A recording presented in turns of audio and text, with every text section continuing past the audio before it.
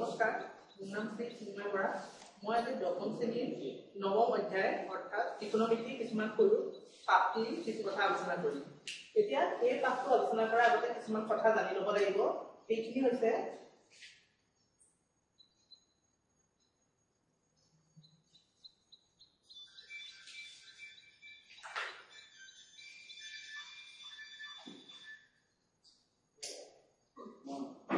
অনুভূমিক ক্ষমতা,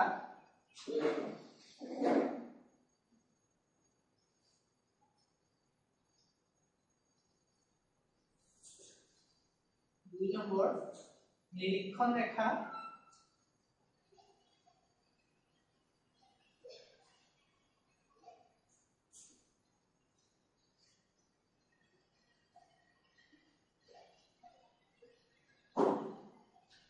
উত্থন কোণ আৰু 4 নম্বৰ পতন কোণ।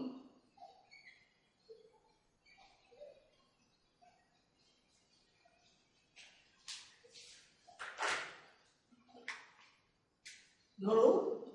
এই স্থানত এজন পৰ্যবেক্ষক আছে। এটা পৰ্যবেক্ষকৰ চকুৰ পৰা আমি যদি ভূমিৰ সমান্তৰালকৈ এডাল ৰেখা কল্পনা কৰো বা আকো, এই ৰেখাডালক কোৱা হ'ব অনুভূমিক ক্ষমতা।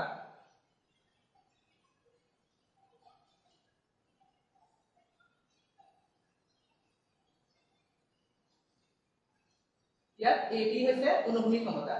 এটা ধৰো এটা বস্তু আছে যিটো পৰ্যবেক্ষকে লক্ষ্য কৰিছে। ধৰো চি স্থানত এটা বস্তু আছে।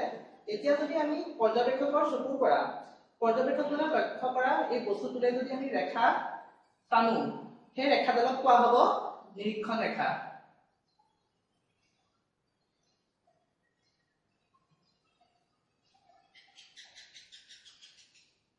ইয়াত এচি হৈছে নিৰীক্ষণ ৰেখা। এতিয়া ধৰো এই ৰেখাডালে এ বি, ইয়াত এংগল BAC, BAC হৈছে উত্থন কোণ।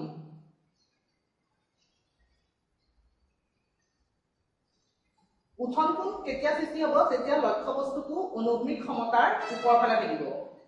যদি অনুভূমিক ক্ষমতাৰ ইয়াত AB হৈছে অনুভূমিক ক্ষমতা, অনুভূমিক ক্ষমতাৰ যদি তল চাইডে লক্ষ্য বস্তুটো থাকে, অৰ্থাৎ ডি স্থানত যদি লক্ষ্য বস্তুটো আছে বুলি ধৰো, তেন্তে এই নিৰীক্ষণ ৰেখাডালে যিটো কোণ সৃষ্টি কৰিব অনুভূমিক ক্ষমতাৰ লগত, সেই কোণটোক আমি কম পতন কোণ। ইয়াত এংগল BAD বা DAB, এই কোণটোক আমি কম পতন কোণ। যেহেতু অনুভূমিক ক্ষমতাৰ তল ফালে আছে লক্ষ্য বস্তুটো, গতিকে আমি সেই ক্ষেত্ৰত পতন কোণ পাম, উত্থন কোণ নাপাম। গতিকে যেতিয়া অনুভূমিক ক্ষমতাৰ ওপৰ ফালে থাকিব লক্ষ্য বস্তুটো, তেতিয়া আমি উত্থন কোণ পাম, আৰু লক্ষ্য বস্তুটো যদি অনুভূমিক ক্ষমতাৰ তল ফালে থাকে তেতিয়া আমি পতন কোণ পাম। এতিয়া আমি ইয়াৰ লগত সম্পৰ্কিত কিছুমান সমস্যা সমাধান কৰিম। এতিয়া এটা আমাক উদাহৰণ দিয়া আছে। এখন নদীৰ ওপৰেদি থকা দলং এখনৰ এটা বিন্দুৰ পৰা নদীখনৰ দুই বিপৰীত ফালৰ পাৰৰ পতন কোণ যথাক্ৰমে 30 ডিগ্ৰী আৰু 45 ডিগ্ৰী। যদি দুই পাৰৰ পৰা 3 মিটাৰ উচ্চতাৰ দলংখন থাকে, তেন্তে নদীখনৰ প্ৰস্থ নিৰ্ণয় কৰিবলৈ দিছে। এতিয়া আমি তাৰ কাৰণে ডায়াগ্ৰামটো আঁকি ল'ব লাগিব।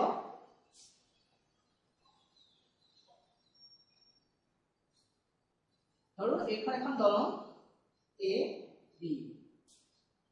ইয়াত কৈছে নদীখনৰ ওপৰেদি থকা দলংখনৰ এটা বিন্দুৰ পৰা আমি ইয়াত এটা বিন্দু ধৰিলো P স্থানত এটা বিন্দু কনচিডাৰ কৰিলো। এটা কৈছে সেই বিন্দুটোৰ পৰা নদীখনৰ দুই পাৰৰ পতন কোণ বুলি কৈছে। গতিকে P পৰা আমি নদীখনৰ দুই পাৰলৈ দুডাল ৰেখা টানিলো। এই ৰেখা দুডালে হৈছে নিৰীক্ষণ ৰেখা আৰু AB হৈছে অনুভূমিক ক্ষমতা। এতিয়া কৈছে দুই সাইডৰ আমাক পতন কোণ দিয়া আছে 30 ডিগ্ৰী আৰু 45 ডিগ্ৰী। এতিয়া এইটো কোণ হ'ব 30 ডিগ্ৰী আৰু এইটো কোণ হ'ব 45 ডিগ্ৰী। অৰ্থাৎ AP, C আৰু D। CD হৈছে নদীখনৰ প্ৰস্থটো। এতিয়া ইয়াত এংগল APC হ'ব 30 ডিগ্ৰী আৰু এংগল BPD বা DPB হ'ব 45 ডিগ্ৰী। এতিয়া আমাক কৈছে দলংখন নদীখনৰ পৰা 3 মিটাৰ উচ্চতাত অৱস্থিত। গতিকে ইয়াৰ পৰা যদি আমি এডাল লম্ব টানো, এই লম্বডালৰ দৈৰ্ঘ্য হ'ব 3 মিটাৰ। ইয়াত আমি PQ কনচিডাৰ কৰিলো। এতিয়া ইয়াত PQ হ'ব দলংখনৰ উচ্চতা নদীৰ পৰা যেটো হৈছে 3 মিটাৰ আৰু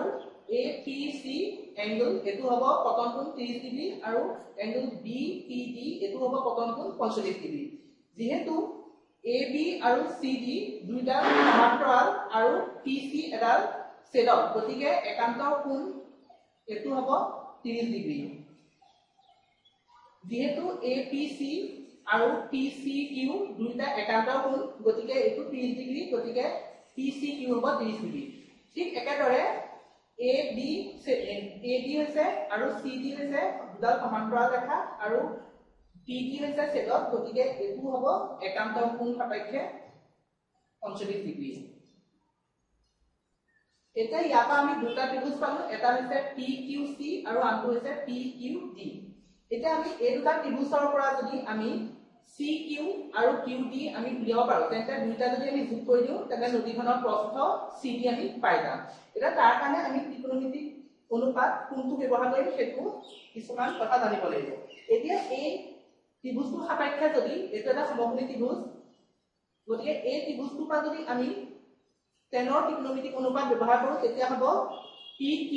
বাই CQ তেতিয়া আমি PQ মানটো বহাই দিলে CQ মানটো ইয়াপা নিৰ্ণয় কৰিব পাৰিম সেয়ে আমি ত্ৰিভুজ PQC পৰা টেনৰ ত্ৰিকোণমিতিক অনুপাত ব্যৱহাৰ কৰিম এতিয়া here PQ হৈছে দলংখনৰ উচ্চতা এটো হৈছে 3 metre angle PCQ plus angle APC equal 30 degree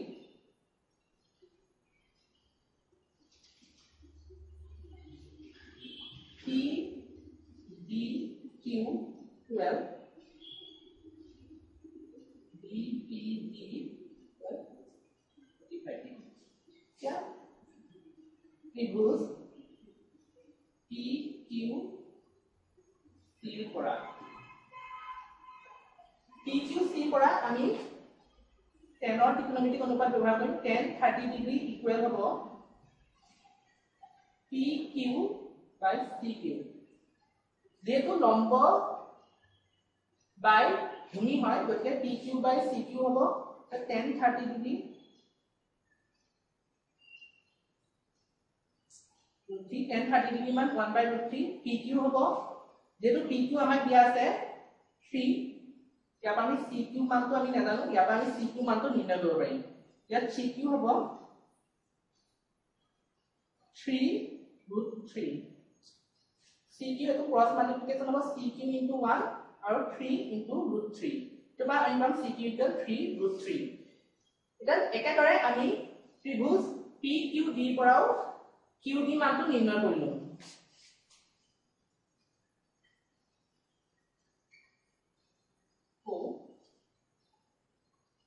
ত্ৰিভুজ PQD পৰা ত্ৰিভুজ PQD পৰা আমি 10 ৰ ত্ৰিকোণমিতিক অনুপাতে ব্যৱহাৰ কৰিম 10 45 ডিগ্ৰী ইকুৱেল আহিব PQ by QD PQ by QD এটা 10 45 ডিগ্ৰী ইয়াৰ মান হৈছে 1 PQ মানে আমি জানো 3 QD আমি মান নাজানো গতিকে এটো এটা আননোন ৰাখি QD ৰাখিলো গতিকে এটো পা আমি পাম QD ইকুৱেল 3 এতিয়া আমি CQ আৰু QD মান দুটা পাই গলো এতিয়া আমাক নিৰ্ণয় কৰিব দিছে নদীখনৰ প্ৰস্থ এটাকে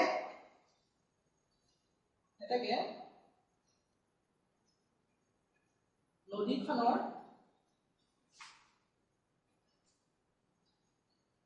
প্ৰস্থ হ'ব সমান CD আছে নদীখনৰ প্ৰস্থ এটা CD আমি লিখিব পাৰো CQ plus QD যেটো Q2 CD ভিতৰতে থকা এটা বিন্দু গতিকে আমি ইয়াত লিখিব পাৰো CQ plus QD এটা CQ মান আমি পাইছিলো 3√3 প্লাস QD মান পাইছিলো 3 এটা যেহেতু এটো আমি লিখব 3√3 প্লাস 3 into 1 আমি 3 to 3 to 1 বুলি লিখিব পাৰো যেহেতু 3 এটো একটো লগতো কোন হৈ আছে ইয়াৰ লগতো কোন হৈ আছে গতিকে আমি 3 এটা কমন হ'ব 3 কমন হলে হ'ব √3 প্লাস আছে প্লাস হ'ব 1 এতিয়া গতিকে নদীখনৰ প্ৰস্থ হ'ব 3 whole into √3 plus 1 মিটাৰ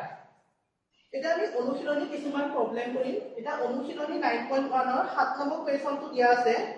ভূমিৰ এটা বিন্দুৰ পৰা 20 মিটাৰ ওখ এটা অট্টালিকাৰ ওপৰত স্থাপন কৰা এটা প্ৰেৰণ স্তম্ভৰ পাদবিন্দু আৰু শীৰ্ষ উৎখনন যথাক্ৰমে 45 ডিগ্ৰী আৰু 60 ডিগ্ৰী স্তম্ভটোৰ উচ্চতা কিমান এতিয়া আমি এই প্ৰশ্নটো কৰিবৰ কাৰণে এটা ডায়াগ্ৰাম আঁকিব লাগিব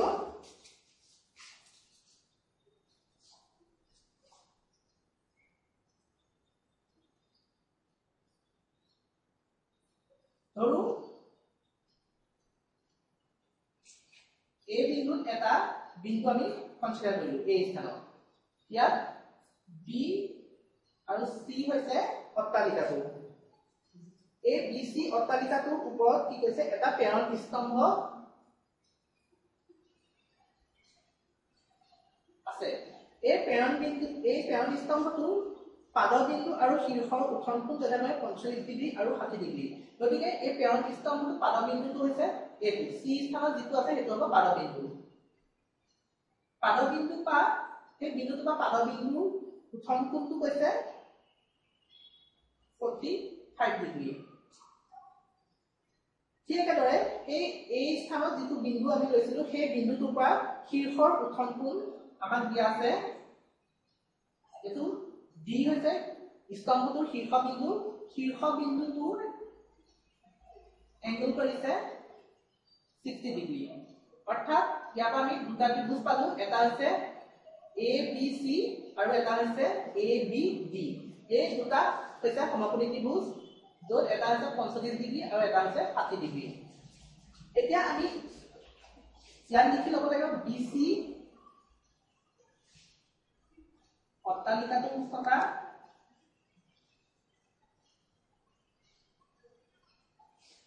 উচ্চতা যেটো আমাক দিয়া আছে 20 মিটাৰ এটা আমাক অট্টালিকাটো BC ইয়াৰ আমাৰ হাইটটো দিয়া আছে BC হৈছে 20 মিটাৰ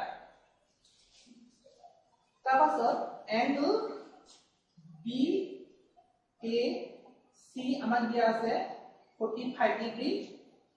আৰু আনটো আমাক দিয়া আছে BAD equal 60 ডিগ্ৰী এটা আমাৰ এইকিটা পৰা আমাক উলিয়াব দিছে স্তম্ভটোৰ উচ্চতা অৰ্থাৎ আমি CD নিৰ্ণয় কৰিব লাগিব CD মানটো আমি নিৰ্ণয় কৰিম এতিয়া এই ক্ষেত্ৰত আমি দুটা সমকোণী ত্ৰিভুজ পালো এটা প্ৰথম আমি ত্ৰিভুজ ABC ৰ পৰা এতিয়া আমি ত্ৰিকোণমিতিক অনুপাত কোনটো ব্যৱহাৰ কৰিম যেহেতু দুইটা ত্ৰিভুজৰ কাৰণে উমৈহতীয়া ভূমি হৈছে AB গতিকে আমি এনেকুৱা ত্ৰিকোণমিতিক অনুপাত ব্যৱহাৰ কৰিব লাগিব যেটো ভূমি ব্যৱহৃত হয় যেহেতু tan 45 ডিগ্ৰী যদি আমি কৰো ত্ৰিভুজ BAC পৰা তেতিয়া আমি BC বাই AB হ'ব আমি BC মানটো যেহেতু আমাক দিয়া আছে তাপা আমি AB মানটো নিৰ্ণয় কৰি ল'ব পাৰিম এটা ত্ৰিভুজ ABC পৰা tan 45 degree equal about BC by AB যেহেতু tan theta equal লম্ব বাই ভূমি হয় যেহেতু ইয়াত সমকোণী ত্ৰিভুজটো লম্ব হৈছে BC আৰু ভূমি হৈছে AB গতিকে tan 45 ডিগ্ৰী হ'ব BC by AB এটা tan 45 ডিগ্ৰী আমি মানটো যেহেতু আমি জানো গতিকে ইয়াত আমি হেতু মান পাতিম tan 45 degree equal 1 equal BC যেহেতু BC হৈছে অট্টালিকাটোৰ উচ্চতা আমাক দিয়া আছিল 20 মিটাৰ বুলি গতিকে আমি 20 পাতিম AB আমি মান নাজানো হেতু এটা আননোন ৰাখি গতিকে AB টো আমি AB ৰাখিম এটা আমি ক্ৰস মাল্টিপ্লিকেশন কৰিলে AB হ'ব 20 AB মানটো আমি পালো AB হৈছে 20 মিটাৰ এতিয়া ঠিক একেদৰে আনটো ত্ৰিভুজৰ পৰা আমি যদি পাওঁ ত্ৰিভুজ এ বি ডিৰ পৰা ত্ৰিভুজ এ বি ডিৰ পৰা ঠিক একেদৰে আমি এ বি ডি টো 10 ত্ৰিকোণমিতিক অনুপাত 10 ৰ ত্ৰিকোণমিতিক অনুপাত ব্যৱহাৰ কৰিম আমি হ'ব 10 60 ডিগ্ৰী এ বি ডিৰ ক্ষেত্ৰত লম্ব হ'ব বি ডি আৰু ভূমি হ'ব এ বি গতিকে লম্ব বাই ভূমি গতিকে লম্ব হ'ব বি ডি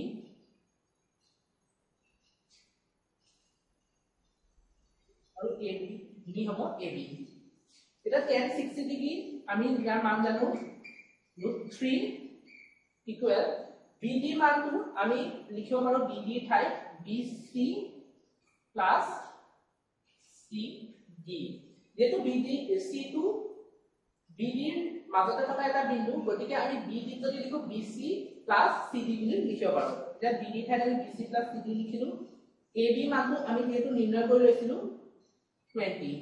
এ বি মানটো আমি পাইছিলো সেই এ বি মানটো আমি এ বি ঠাইত পাতি দিলো এতিয়া √3 এ থাকিলে বি চি মানটো যেটো আমাৰ দিয়া আছিল অট্টালিকাটোৰ উচ্চতা গতিকে আমি বি চি ঠাইত লিখিম 20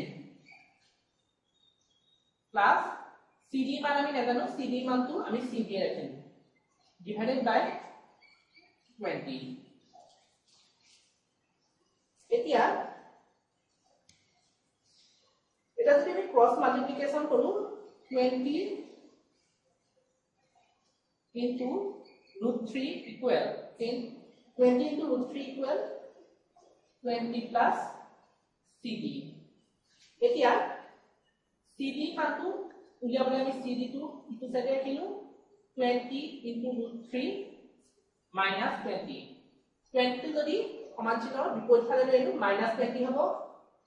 এটো আমি লিখিব পাৰো 20 √3 minus 20 into 1 যেহেতু 20 টো আমি 20 into 1 বুলি লিখিব পাৰো যেহেতু দুইটা ৰাখি লগতে 20 টো মাল্টিপ্লাই হৈ আছে গতিকে আমি 20 টো কমন ল'ব পাৰো √3 minus 1 গতিকে আমাৰ CD মানে হৈছে প্ৰেৰণ স্তম্ভটোৰ উচ্চতা যেহেতু আমাৰ CD এ নিৰ্ণয় কৰিব দিছিল প্ৰেৰণ স্তম্ভটোৰ উচ্চতা গতিকে আমি CD মান পাই গলো 20 হ'ল into √3 minus 1 ইয়াত ইউনিট হ'ব মিটাৰ গতিকে আমি প্ৰেৰণ স্তম্ভটোৰ উচ্চতা নিৰ্ণয় কৰিছো অনুশীলনী 9 আন এটা সমস্যা লৈছো 9 নম্বৰ সমস্যাটো ইয়াত কি আছে এটা স্তম্ভৰ পাদবিন্দুৰ পৰা এটা অট্টালিকাৰ শীৰ্ষৰ উত্থানকোণ 30 ডিগ্ৰী আৰু অট্টালিকাটোৰ পাদবিন্দুৰ পৰা স্তম্ভটোৰ শীৰ্ষৰ উত্থানকোণ 60 ডিগ্ৰী স্তম্ভটোৰ উচ্চতা 50 মিটাৰ হলে অট্টালিকাৰ উচ্চতা আমাৰ নিৰ্ণয় কৰিব দিছে এতিয়া এই সমস্যাটোৰ কাৰণে যদি আমি এটা ডায়াগ্ৰাম আঁকো ডায়াগ্ৰামটো এনে ধৰণৰ হ'ব ইয়াত AB হৈছে অট্টালিকাটোৰ উচ্চতা আৰু CD হৈছে স্তম্ভটোৰ উচ্চতা ইয়াত আমাক কৈছে অট্টালিকাটোৰ পাদবিন্দুৰ পৰা স্তম্ভটোৰ শীৰ্ষ বিন্দুলৈ যদি আমি এডাল ৰেখা টানো সেই কোণটো হ'ব 60 ডিগ্ৰী সি অৰ্থাৎ AB এ অনুভূমিক সমতা AC লগত কৰা কোণটো হৈছে 60 ডিগ্ৰী আৰু যদি আমি স্তম্ভটোৰ পাদবিন্দু অৰ্থাৎ C পৰা অট্টালিকাটোৰ শীৰ্ষ বিন্দু অট্টালিকাৰ শীৰ্ষ বিন্দু হৈছে B অট্টালিকাটোৰ শীৰ্ষলৈ যদি এটা ৰেখা টানো তেন্তে সেই এংগলটো আমাৰ 30 ডিগ্ৰী হ'ব বুলি কৈছে ইয়াত গতিকে আমি এই ডায়াগ্ৰামটো পা অনুমান কৰিব পাৰিম যে অট্টালিকাটোতকৈ স্তম্ভটোৰ উচ্চতা যথেষ্ট বেছি হ'ব যেহেতু অট্টালিকাটোৱে 30 ডিগ্ৰী কৰিছে আৰু স্তম্ভটোৰ যিটো এংগল সেইটো 60 ডিগ্ৰী গতিকে স্তম্ভটো অট্টালিকাটোতকৈ উচ্চতা বেছি এতিয়া এইটো আমি দুটা সমকোণী ত্ৰিভুজ পালো এটা হৈছে ACB আৰু আনটো হৈছে ACD এই দুটা সমকোণী ত্ৰিভুজ গতিকে এই দুটা পা আমি ত্ৰিকোণমিতিক অনুপাত ব্যৱহাৰ কৰিম ইয়াৰ পৰা আমি অট্টালিকাটোৰ উচ্চতাটো নিৰ্ণয় কৰিব পাৰিম গতিকে প্ৰথমতে আমি এংগল ইয়াত এই ক্ষেত্ৰত আৰু এটা কথা AC হৈছে উমৈহতীয়া ভূমি দুইটা ত্ৰিভুজৰ কাৰণে AC হৈছে উমৈহতীয়া ভূমি গতিকে আমি এনেকুৱা এটা ত্ৰিকোণমিতিক অনুপাত ব্যৱহাৰ কৰিম য'ত ভূমি ব্যৱহৃত হয় এতিয়া যেহেতু আমাৰ এইটো ACD ত্ৰিভুজটো যদি আমি কনসিডাৰ কৰো এই ত্ৰিভুজটোক আমি CD মানটো আমাক দিয়া আছে যেহেতু স্তম্ভটোৰ উচ্চতা আমাক 50 মিটাৰ বুলি উল্লেখ কৰি দিছে গতিকে আমি CD মানটো 50 ব্যৱহাৰ কৰিম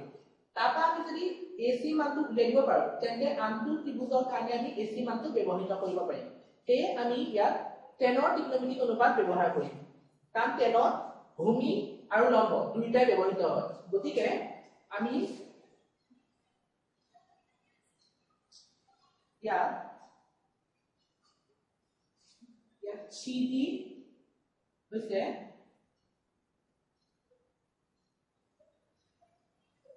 50 মিটাৰ আমাৰ দিয়া আছে স্তম্ভটোৰ উচ্চতা যেটো আমি 50 মিটাৰ বুলি উল্লেখ কৰি দিছে এংগল CAD হ'ব 60 ডিগ্ৰী এংগল CAD হ'ব 60 ডিগ্ৰী এংগল ACB বা BCA ACB হ'ব 30 ডিগ্ৰী ইয়াত আমি এই দুটা এংগল লিখি ললো ইয়াত আমি নিৰ্ণয় কৰিব লাগে AB মান আমি নিৰ্ণয় কৰিব লাগে এতিয়া ত্ৰিভুজ ACD পৰা এইটো ত্ৰিভুজৰ পৰা আমি